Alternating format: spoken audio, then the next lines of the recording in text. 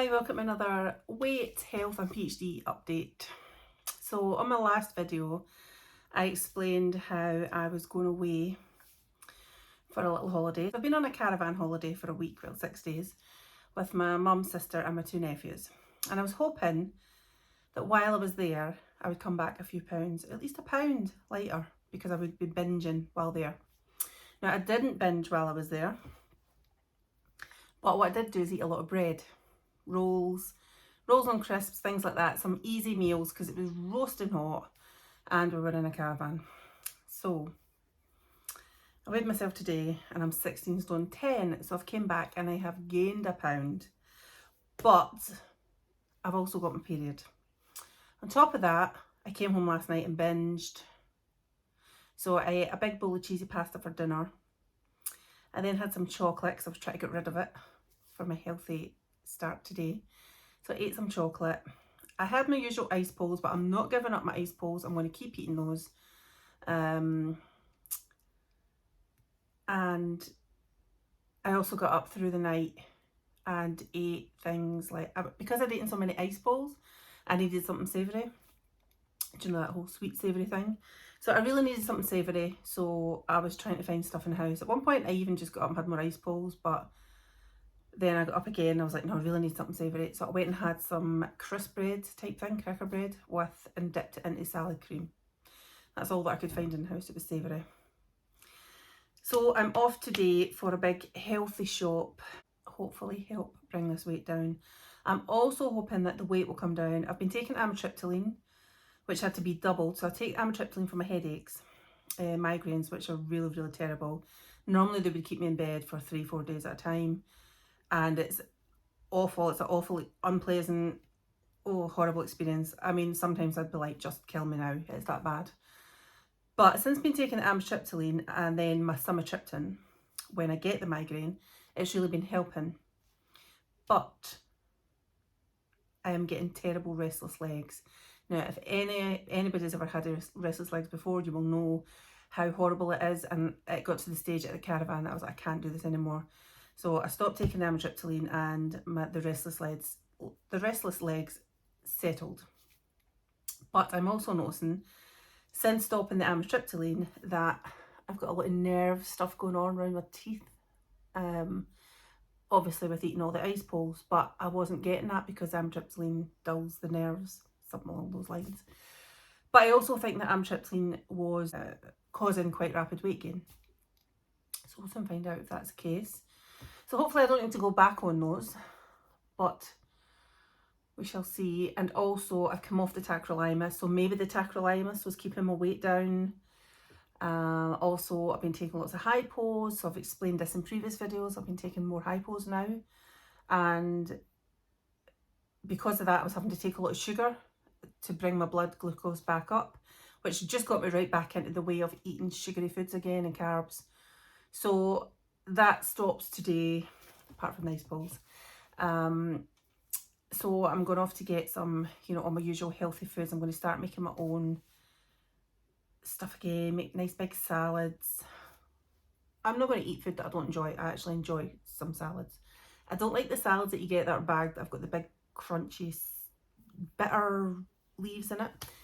Tend to go for baby leaf salad, but I like lots of spinach, stuff like that. So I'm going to get lots of stuff today. When I go out and get my wee mammy, we're going to go shopping.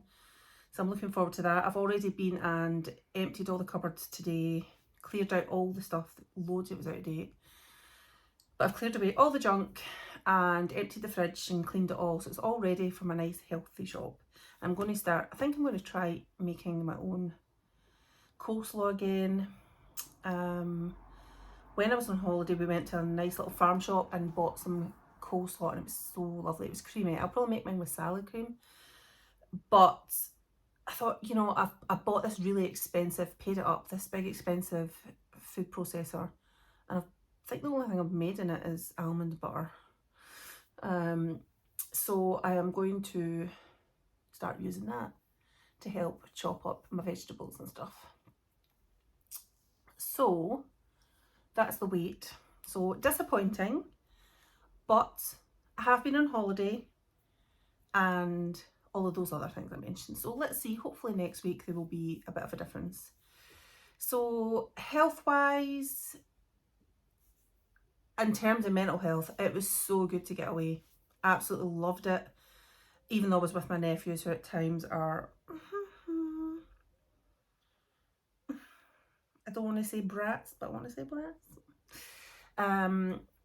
Driving their mother crazy, and hard to witness that. Hard to witness just different discipline styles. So, but lovely to spend time with them. Lovely to spend time with my mum, my sister. We had lots of laughs along the way. And I was just so relaxed. It was so nice to get away from normality, you know, the usual pressures. Although I did work on my PhD while I was there. But it was just so relaxing. And we are definitely, I think, going to book another week in October. And I'm even thinking of getting a tent and maybe doing it, maybe sometimes going and just doing a wee camping trip myself if I need to get away. I just need to look into, it won't be this year because it's the end of the season, is nearly up for the campsite, but I may start getting stuff together for next season and really look into stuff that's going to be suitable for, you know, it's going to be suitable for all the kind of health issues that I'm dealing with. But it's something I'm really looking into and I'm quite excited about that. So yeah, really, really lovely, relaxing. I got lots of sun, and I know I'm really not supposed to get sun with dermatomyositis, but I just felt healthier. I felt like that last year as well, although I know there is the increased risk of cancer there, skin cancer, and I really should take that more seriously. I know I should. But I was just enjoying the sun and being relaxed. And it was just too hot to even do anything much. Like, you couldn't really walk about much. But what I did find is that I started getting really trouble with my lungs. So I have interstitial lung disease, a complication of dermatomyositis. And I was noticing while I was there that my lungs were really causing me bother. It's getting quite a burning. I've been coughing more often these days. And just really, really breathless. So even just walking to the shower block, which is, you know, it's a few minutes, it was really causing me a lot of breathlessness. But it could also be due to the fact that for the first couple of nights I slept out in the awning, which gets really, really cold in the morning. And I'm guessing there's some, you know, there's some moisture gathering there, just like you would get in a tent. So we then put down the second bed in the caravan, so I slept in there from that night on. So one half of the caravan is the bed where my mum sleeps with the boys, and then we made the other side up this time so we could use the table, which was really good. The boys have loved sitting at the table watching their TV and stuff, but that also falls down into a bed, so that was really comfortable. So I got a really good sleep there. And I think my lungs are feeling a bit better now, so it must have just been the sleeping in the awning, the temperature. Other health updates, I came home to 2 letters. I also came home to a parking ticket. So apparently I spent nearly 4 hours in Tesco at the end of July, which doesn't surprise me really, but part of me thinks I came back and went again. So I don't know, but I paid it anyway, just because who wants that hanging over you?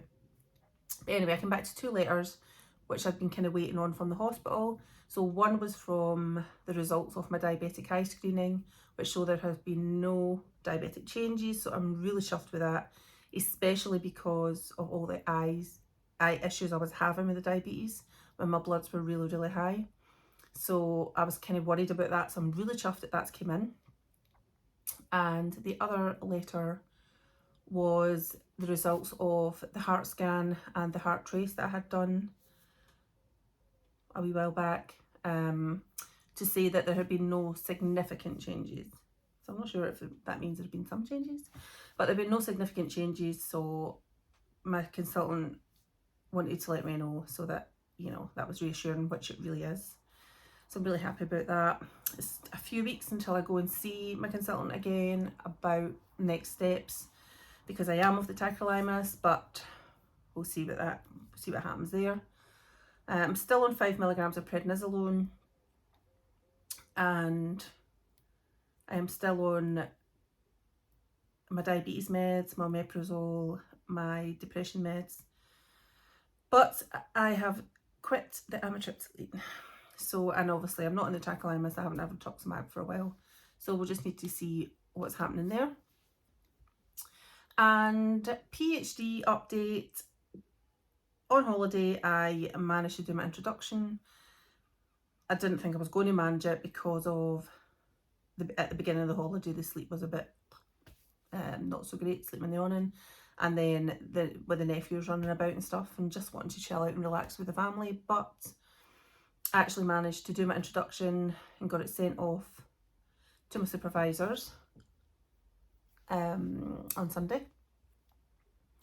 So really chuffed with that. So I've only got one first draft chapter to do now, which is literature review. And I always just dread the literature review, especially when I'm under time pressure.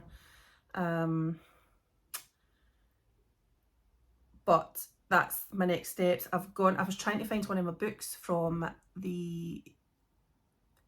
my external examiner.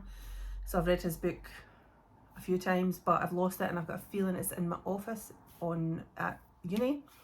So I've just ordered a new one, and another one of his, and another disability studies book, because I feel that these are important books as I get to grips with this literature review. So once I've done the literature review, I will pretty much have a whole first draft.